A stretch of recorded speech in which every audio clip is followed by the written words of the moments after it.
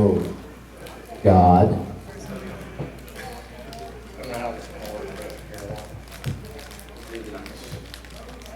unless everybody can hear me. I speak pretty loud.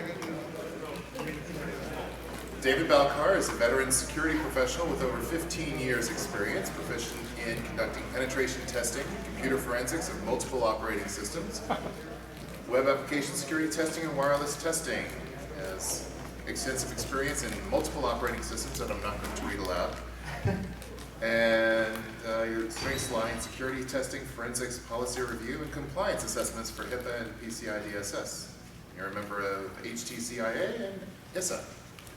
There you go. Thanks. So did y'all see the hilarious one? I love that one. Yeah. That one's one of my favorite. So there was a news report, I don't know if y'all saw this just recently. A guy was made up in a garb, he had a fake RPG and was walking up and down the street, and it took the police 18 minutes or something to show up.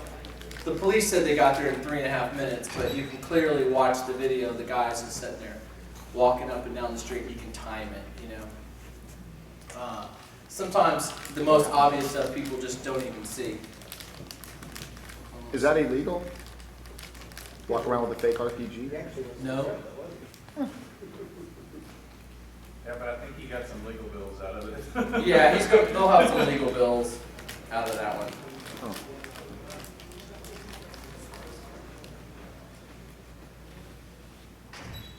Oh, this isn't the slide deck I wanted. I thought we were here for like. Okay, yeah, we'll talk about this one anyways. So how's the conference been? Great. Good? Or, you know, we're still awake? Ready to beat the Houston traffic? Is everyone from Houston? No? Yes. Yes? There's no traffic in Houston. No, I go to all kinds of cities and I just kind of laugh, you know, when I go, we're in such huge traffic, and you know, I'm like, dude, this is nothing. They've never seen gridlock in New York City. Actually, Yeah. Chicago, Or the Chicago's freeways pretty in bad. LA. Chicago may be the worst. Luckily for tonight, I have to walk 2 blocks to the theater. We're doing preview night for Frankenstein. Nice. That's easy. Luckily, I actually have been on the road for 5 weeks. I spoke at 2 other conferences in the last couple weeks, gave 2 or 3 other speeches, and every single city has been crazy. It's either, I hear it's got so much traffic, or, oh no, we don't have any traffic. And literally the people that say, oh, we have no traffic, actually have more traffic than they even think of. They're like, oh, I'm used to waiting 20, 30 minutes. Denial. Yes. So, you've been breached. Now what? How many people have been breached? Wow, I usually get one, and I get the scratch of the face going, uh-oh, please don't tell me. Come on in!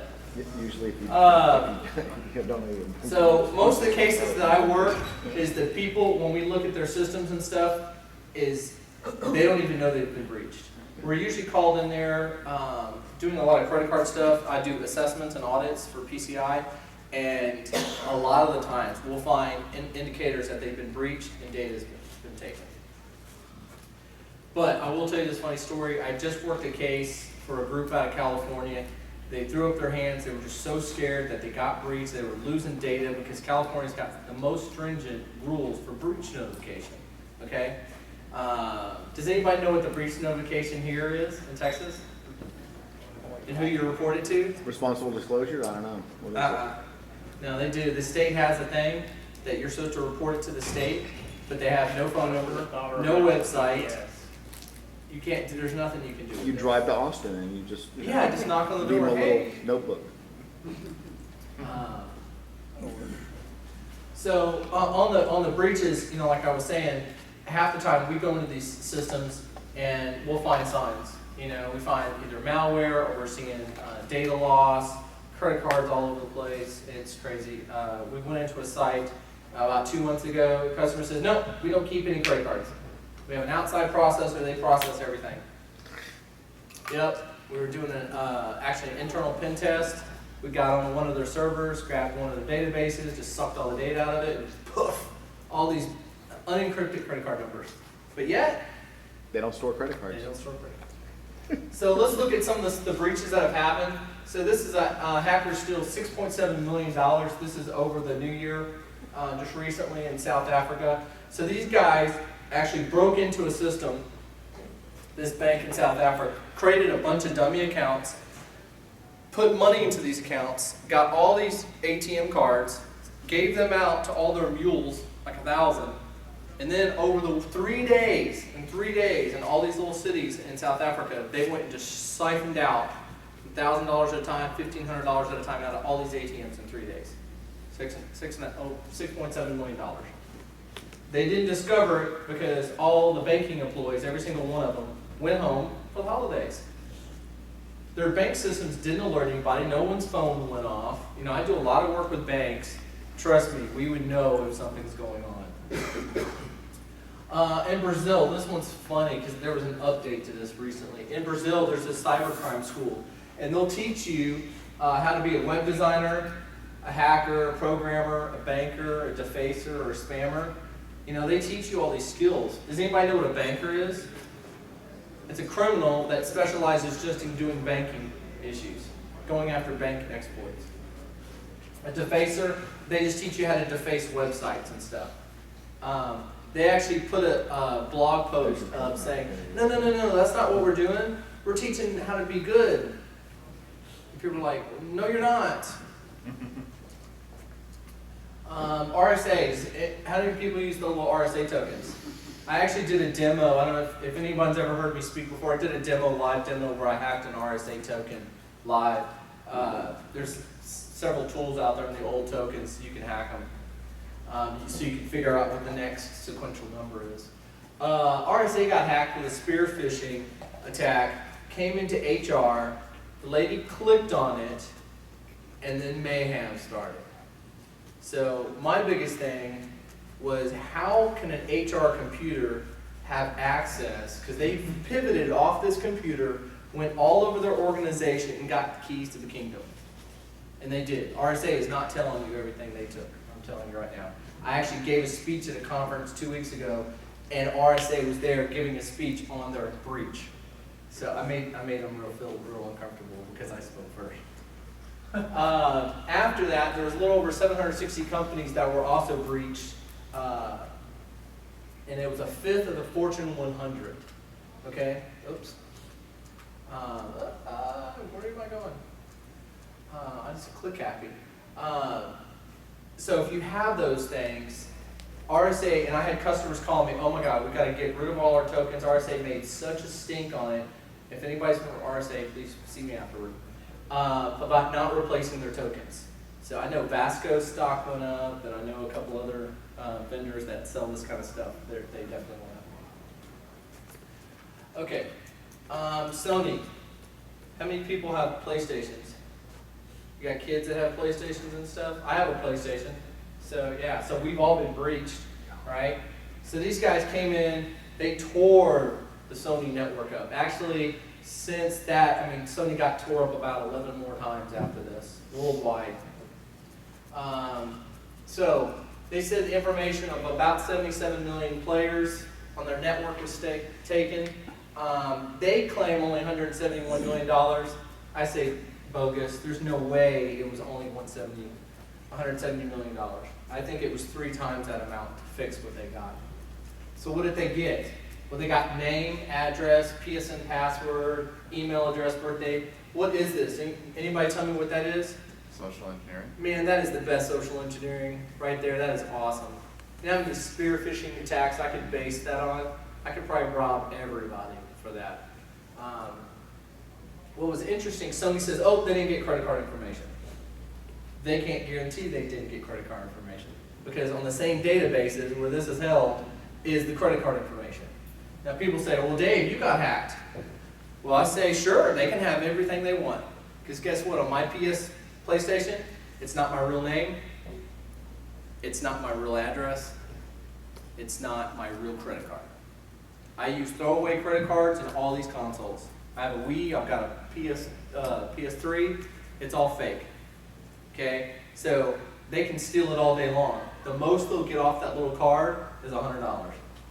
I use a throwaway $100 card on that thing. So if my son wants to buy a game or something, go ahead. It's no big deal. So of course, yeah, I changed my password on here, my stuff, but it didn't really matter to me. They weren't going to get anything from me. Sony. So this is Sony Music in the UK. Okay. So they got in there, some hackers got in there, and they stole 50,000 music tracks. All this data was exfiltrated out of their network. Okay. They stole all these music tracks. Well, what was interesting, they said that they stole everything that Michael Jackson's ever done, even unreleased recordings. How much are those worth?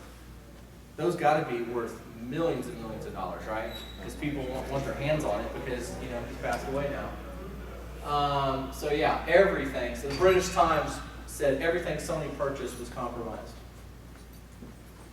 NASA, right here in Houston, right? So the Inspector General looked at it and did this report. And it says the NSA spends $1.5 billion annually on their IT budget. Only $58 million is for security. You can look in the paper every day, NASA's reporting, oh, we got breached. China's here, China's there. They got this plan, they're looking at that. It's crazy. This was a hospital in the UK. I bring this one up. This one's kind of funny because this affects a lot of people. I've actually heard people deal with this. So they had a whole surplus of hard drives. They decommissioned all these hard drives and they had them in a bin. They had a contractor in there. He was doing some work and he goes, "Wow, they're just going to throw those things away? Okay, well, I'm going to take a few hundred." And then he started selling. He started selling on eBay. Well, the problem was they weren't wiped. So what did they have? All their HIPAA information, all their healthcare information. So the hospital actually got fined. You know, this is in pounds. It's about $700,000 or so because this guy came in and did that. I actually have one customer that I don't know how y'all wipe drives and stuff, but they actually, it's a school district. They actually bought a drill press, and they go brrr. They put a hole through all their drives and just they throw them in a pile. They don't care. No one's going to get that. Stratford, who knows about Stratford? Yeah, a few people. Yeah, out of Austin, right? They're an information threat analysis company. I don't know what's a better word for use all those terms very loosely, right? So they were breached in December on this. Well, look what they stole. They took 68,000 credit cards, emails, passwords. Almost 12% could be easily cracked in under 10 seconds with common tools. It was crazy, okay? Now, the point I make about these guys was who claimed responsibility for this? Anonymous, right? Okay, what is Anonymous? Did they go out and buy big screen TVs with these credit cards? No? With charity. They went to charities. They gave money to Red Cross and about 10 other charities on these guys' credit cards. It was great. And they also released all this email saying how shady some of the dealings that these guys were doing, which I thought was kind of good. So Facebook, how many people on Facebook? That's it? I'm the only one not on Facebook? Like 4 people.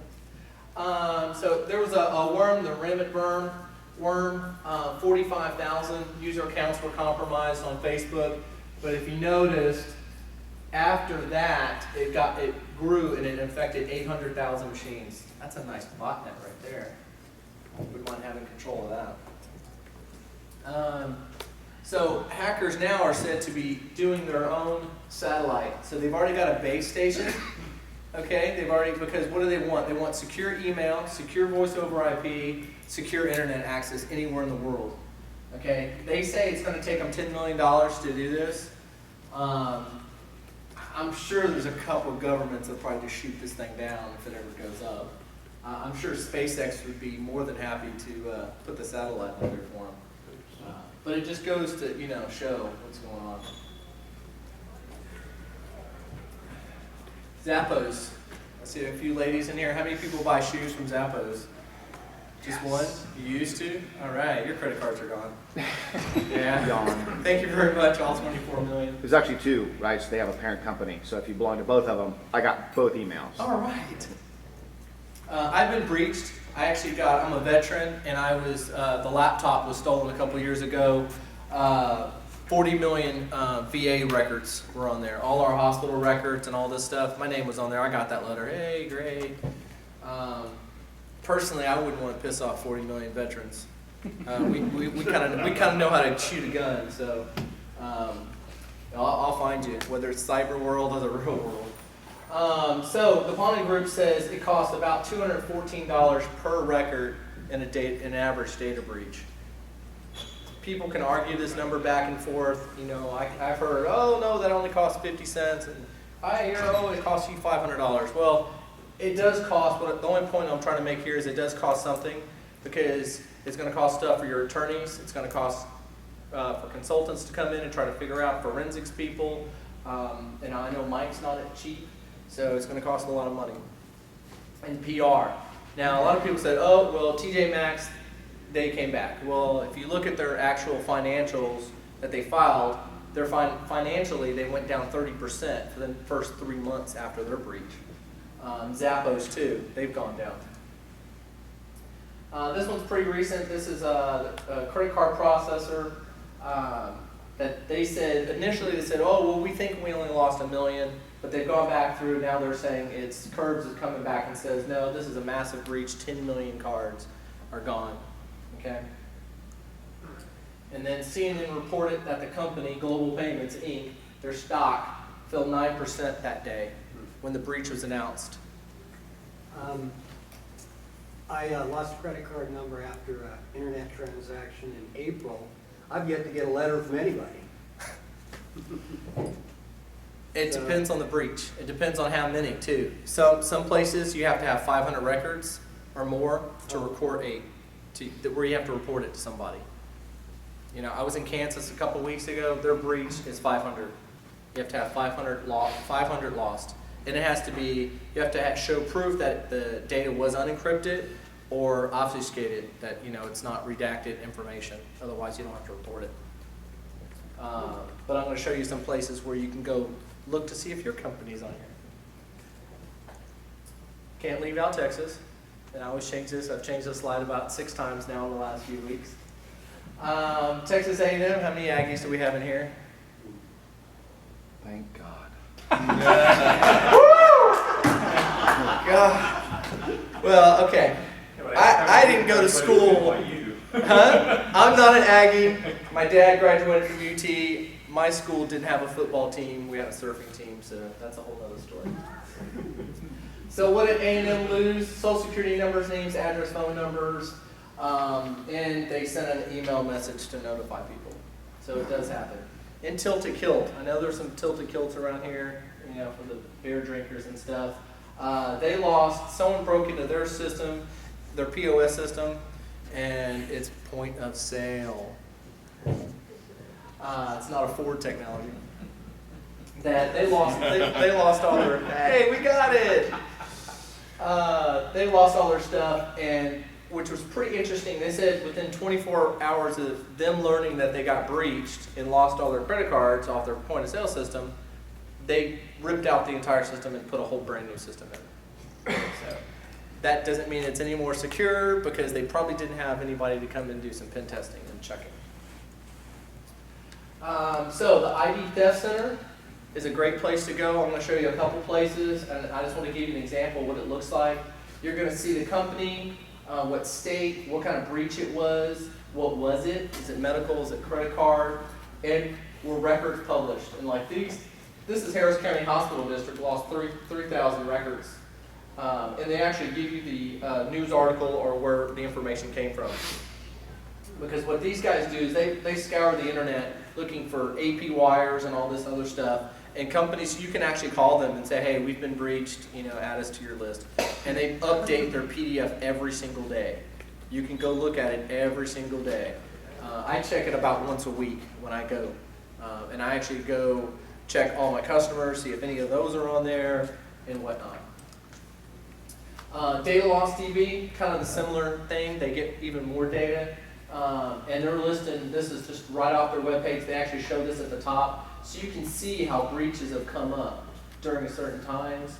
And you can see all the records they lost and when the date was and who it was. The question marks, you always have to wonder because they just don't know. That, it's those customers that just lost probably everything and just don't know. So a couple good, does anybody use these two sites? Use these two sites. I know Nick, he uses these sites. He better use these sites. But yeah, so you can see the IEEE. Does anybody know who IEEE is? Yeah, it's an international standards board, okay? That's my background is electrical engineering, so yeah. And that was interesting that 100,000 passwords were just right on the internet. Some guy just found it by accident just by clicking around. Oh, got to pick on Android. How many Android users we got? Yes. All right, I love Android. I was just at another conference 3 weeks ago where we owned a Android device with a USB. We just plugged right into the phone and just owned it just like that and could steal everything off of it. Anyways, these are two of malware that's on Android, and I've done some malware analysis from on the forensic sides on this stuff. It's pretty interesting. Dreamlight, and Are You Fraud? These are, you can add in different app stores. How many app stores can you put on an iPhone? A couple Anyone? if you want The to one root that it. comes with it. Yeah. Sign you once you jailbreak it. I've got 9 app stores on my phone. So yeah, you can do more. Apple doesn't like that. But Android gives you the option to do that. So what these guys were doing is on these app stores you might not even know about, is they're putting malware. And has malware made it into the Apple store? Sure. What they claim, Apple's saying no, it's not malware, but there's stuff that these guys have put up there to start stealing your information. There was an address book stealer that made it through Apple's system. But on the Android system, they have a pretty cool automated system when you submit their software up there. It scans it, puts it in a sandbox, does all this stuff. But the Are You Fraud was pretty cool. What it did, every time you got an SMS message and you sent it out, it wouldn't send out the SMS message regular. It would send it to a premium service. So you'd see $1.99 every time you sent an SMS message on your bill, and someone would get that $1.99. Okay.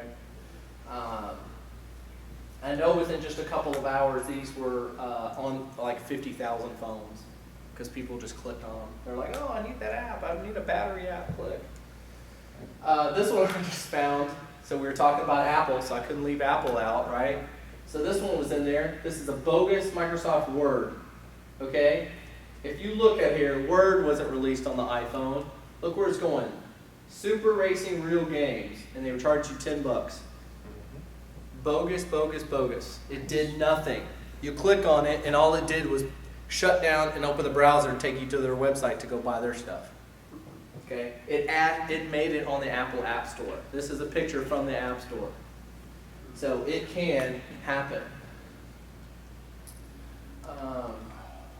CarrierIQ. Who's heard of CarrierIQ? Couple people. Okay, for everyone who doesn't know who CarrierIQ is, everybody had CarrierIQ. It's a rootkit.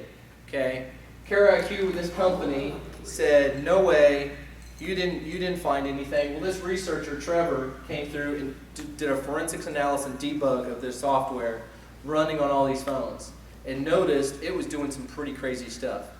When an SMS message would come into your phone, it would intercept it, analyze it, take whatever it wanted, send it off to another server, and then display it on your phone. And you know how fast SMS messages can come up sometimes. It was it could look for keywords and trigger off keywords and grab information.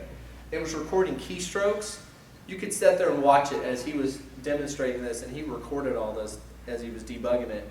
It could record your keystroke or your phone calls. Now, phone calls, who cares? Because the phone companies, if you didn't hear the report 2 days ago, AT&T and Verizon is selling everyone's web browsing on your phone. They're selling it to marketing people, which I think is crazy. I'm hoping they're going to get in trouble for that. But this stuff is really bad. Apple says it got removed in an update in iOS 5. I don't know. I haven't ripped a phone apart to see, but it should be gone. But it's definitely there. On Android, it's a lot easier to find because you can go download an app to look for CarrierIQ, and you can. If you root your Android phone, you know it's not there because you're going to put another firmware on it from somebody else beside the carrier. The carriers were like, oh, no, this is just monitoring software. If we drop connection, we can see where you're dropping and how much your signal strength. No, because this guy went to the Carrier IQ's website, didn't hack it, didn't do anything, just clicked on documentation, and here comes all the user manuals from their stuff. And they have a dashboard these guys can log in, and they can just tag on a phone, an IMI number. It says, what has this phone been doing? Show me the SMS messages, key logs, everything. It was crazy. Mobile banking. So how many people do mobile banking on their phone? Man, that's about 6 too many. This company, Digital Forensics, they actually analyzed all these mobile banking and social media apps, looking for data leakage, looking for, if your full account number came across, did it store it? Is it non-encrypted? Is it encrypted? All this kind of stuff. And 14 out of 32 of Android and iPhone financial apps passed the test. So not even half passed the just basic data leakage problem. Okay. None of the 19 social networking, I always call them social engineering sites, but the social networking apps did not pass either. Has anyone ever rented furniture or anything from Aaron's or anything else? No? Cool, good. This just came out not too long ago. So what Aaron's was doing, the Aaron's and Color Time and Premier Rental, it was 7 different companies indicted with the FTC and fined because they were putting spyware on all their computers going out. It did geolocation, it turned on the webcam, and so they caught them red-handed with pictures of people in compromising positions and all kinds of crazy stuff. So they said, we need this to track our people so if they don't pay the bill. I don't know. That's taken it a little bit too far for myself, but Wasn't there a Philadelphia school system? Yes, there was. yes, there was. The same thing. They said, oh, we got to put tracking information, and they were watching students. The problem that they were doing was they were picking certain people and going and telling, oh, show me everything coming from that computer, because they were just turning it on ad hoc. They weren't turning it on only when they lost a laptop. They were turning it on all the time. They're watching people, so they got in big trouble. Credit card numbers. How much is your credit card number worth in the underground? Anybody know? Depends on your $1. credit. $5 or $10, something like that. Depends on how I think it's like $1, and if there's a full set of information, I think it's $5. It's 1 to 3 US per credit card number. Now I'll tell you a funny thing. I'm Dave Balcar when I'm up here. When I'm behind that computer, I'm about 4 or 5 other different people. I never tell anybody how many or who that is. Because I live in that side, and then I live on this side. And the only reason is because I want to know what these guys are doing. So when I'm in these forums and listening to these credit card buyers, it's really funny. I was listening to one several months ago. A guy popped up, says, hey, I got 40,000 cards. I'm going to sell it to you. If you buy in the next 10 minutes, I'll take 10% off. Making deals, trying to sell these cards. Okay? You can even ask for test cards. The guys will do this because, crooks don't trust crooks. So, the guys were giving up cards. They'll give you anywhere from 5 to 10 cards usually, sometimes more depending on how big their batch is. And they'll say, here, go test them. If they're good, come back and come on, buy. So that's what people do. They take these and they don't go buy a TV. They charge $1.98. They charge $5.06 because so the credit card systems won't pop up and say that it's not a valid charge because they'll simulate a purchase from like Starbucks or something like that won't trip the credit card company's systems to flag it as a fraud. As soon as that comes back, boom, people will start buying. I've seen cards go, you would think $40,000, $1 to $3. I've seen it cheaper, just depending on bunch. The biggest one I saw was about almost 100,000 Amex cards. How much y'all think that went for? $100,000? I don't know. No. 40? No, $280,000 sold. I actually watched the bartering going back and forth. It was really interesting. Central America, Europe, okay, $3 to $8. Asia, Middle East, $6 to $10 card number. Really? Yeah. I see. I said the same thing. I always wondered why the thing, because a lot of the forums I'm in are just, it's usually U.S. cards and European cards, not too many Middle East cards. I'm not really, because I don't read Farsi on the fly, so that just doesn't help me. But I did do some research, and this is actually a Trend Micro number. So when they looked at this, it's higher per capita, even though they have less people, it's higher per capita money in the bank. You know, we keep buying their oil. PayPal account, how many people have PayPal accounts? Yeah, look at these numbers right here, $1 to $6. I see the average on PayPal accounts. If you have a PayPal account that's associated with an active credit card, okay, on the black market that I've seen in the forums is about $3 generally. That's what it runs for. Because they'll ask. You'll hear, oh, I got a PayPal account. Okay, does it have a credit card with it? If not, okay, no. If it doesn't have a credit card, I've never seen it over $1. It's always less than $1. Because they know they can only do so much with it. Today's reality. So what are we seeing out there? These are numbers from actual breaches over the last year. This is from the Verizon Business Cyber Team. So they worked several hundred breaches. This is what I was talking about earlier. 92% of all these breaches between Secret Service and Verizon and a couple other agencies now that are tying in, 92% were discovered by a third party. Not just Verizon, but other people. It was always really high. And 96% had to be PCI compliant. Okay? I have a customer, I won't tell you who it is. Luckily they're not in this state. They're not PCI compliant. They're trying to get PCI compliant. They get fined $40,000 a week because they're not compliant. But they make that money in a minute. So to them, it doesn't matter, but they're trying. It's cost of doing business, exactly. Yes, sir? Isn't that a bit unusual? Some merchant bankers will shut you down after a while. Yeah, but when this company is bringing in millions of dollars a day, they're not going to shut them down. Nope. I tell you that right now. They'll look at it and they go, whoa, hey, come on, you got to. As long as they're trying to show compliance, you know, that hey, we're trying, we got a PCI team going, we've had our QSAs come in and talk to them. Yeah, we're trying. Yeah. So the PCI industry is kind of strange because they have a grip, right? You know you have to go to a card processor. All the card processors talk to each other. So if you're not compliant, you have a breach, okay? They will slap you on the wrist, and then you'll move up to level 1. You'll have to have automatic audits every single year and all this stuff. But what they do to people, and which they have done to people that have just said, we don't need to worry about this PCI stuff. What the credit card companies do, they said, and they did this to a doctor, a surgeon's office, or a surgery center. They fined them. They sent them a bill, say you owe us $50,000 because you got breached and you're not compliant. Well, the doctors goes, well, I'm not paying it. No, spent 2.5 months saying, nope, not going to pay it. So what did the card processor do? Jacked up their processing rates to 6%. Yeah. Within 2 days, you think a check was on their door? You betcha. Because cost of doing business was way cheaper to pay that 50 grand than to pay 6% on every credit card transaction. Okay?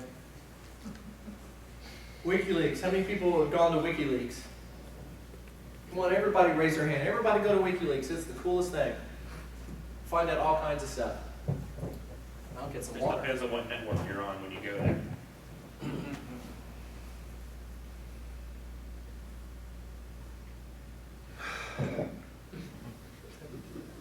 I'm waiting for the bump up. So yes, the CIA had a name for them. They had this task force, and who knows how this made it past that no one ever caught this. But WikiLeaks has a lot of cool stuff because they're not out there getting money or anything. They're actually just showing, they're taking breaches and taking all this mail and the Stratford emails, all that stuff. You've got stuff from Bank of America, you got Korea's information, whatever. It's just a dumping ground. So the Identity Theft Resource Center reported 419 breaches in 2011. So it decreased actually from 2010 with 22 million records exposed. And of course, 2012 has blown that away. Just it's gone quick. As of the 25th, They've reported 310 breaches just this year, and the year's not over. So you can definitely go to that ITRC website, and you can see their PDF. They just update it all the time, and that's all I'm doing. I'm just looking at how many more breaches. So I think they're gonna pass the 419 this year without a problem. So here's hoping for a more secure. So what's today? Too many people focus on the outside. How many people focus just on the outside? You gotta keep the bad guys out. You know, not so much. Asked that same question 2 years ago. Everyone would say, "Yep, gotta have a firewall." I still hear that today. Gotta have a firewall. You know, this is my greatest quote. AV and firewalls will keep me secure. That's an actual quote. I took it from somebody that I was talking to one time. Most people think of only keeping the bad guys out. Where are the bad guys? Huh? Employees? Yeah, according to FBI stats and according to Dave's stats, it's 70+% insider theft. Insiders stealing the information or trying to take something or crashing something or hacking and stuff. Okay? 90% of the break-ins, and these are our numbers, cases that I work, misconfiguration. I did an assessment for a group, and they moved. They were moving from one office to another. They got all new lines, they got new firewalls and everything. Well, the guy, their main firewall guy, okay, this was a financial group, went on vacation that weekend. So his replacement IT guy put in the new firewall. Left a FTP port open. We got in less than 20 minutes after they put their FTP up, and we sucked all their database off in about 4 hours. They couldn't figure out why their bandwidth was tied up. You know, then it settled off. They just thought a lot of people were coming online over the weekend. But that just goes to show you, when I walked in Monday morning and said, here's all your data.